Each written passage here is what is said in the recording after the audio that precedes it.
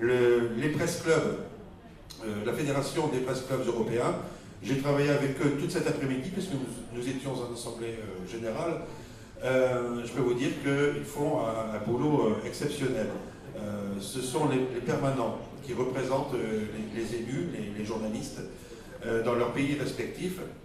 Ils font un travail exceptionnel. Comment je vais dire, ils sont toujours sur les mêmes, nous sommes tous sur les mêmes thématiques, la liberté de la presse, le droit d'informer, les problèmes alors, liés aux contraintes politiques pour certains, liés aux contraintes économiques pour d'autres, parfois les deux. Nous avons vraiment les mêmes choses. Je ne vais pas entrer dans le détail, mais je crois que cette journée a été vraiment très riche en projets. Ils font déjà beaucoup de choses. Nous allons essayer de travailler ensemble bien plus fort que ça ne l'était jusqu'à présent.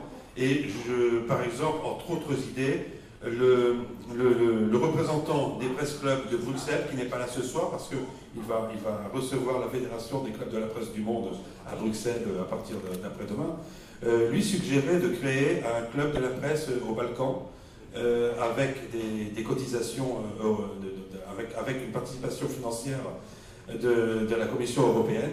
Pour lui, si on ne demande pas, on n'aura pas. On s'y met tous ensemble et on fait cela. Pourquoi? Parce que ça permettra de dire ce que c'est que la liberté de la presse, ça permettra de soutenir nos confrères qui sont là-bas, qui ont du mal à travailler, ça permettra aussi de soutenir des formations de journalisme et de résister. C'est un exemple parmi plein d'autres. Il y a plein d'autres choses qui ont été citées. Il y avait aussi avec nous notre consoeur de Jérusalem, qui est là en face de moi. Je ne la vois pas, mais je sais qu'elle est là.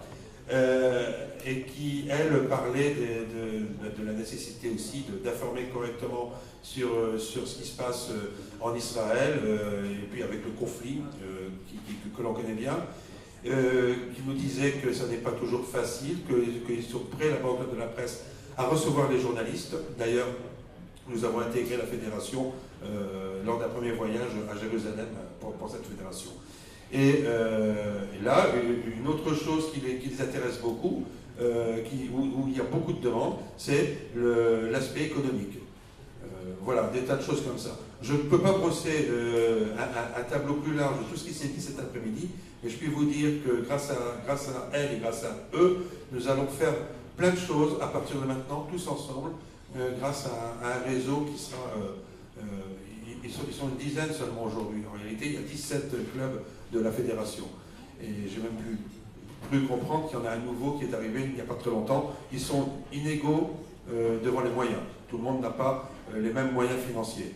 Mais là aussi, nous pouvons travailler ensemble, échanger les idées. Ça ne coûte pas d'argent. Et nous allons le faire. Et je crois que c'est un grand moment que nous avons vécu aujourd'hui. Voilà ce que je voulais dire. Et merci encore à vous d'être là. Et vous êtes là jusqu'à demain soir. Profitez-en pour échanger. Demain, vous serez reçu par La Voix du Nord, par M. Gabriel Darcourt. Et vous serez reçu aussi à WEO, la télévision régionale.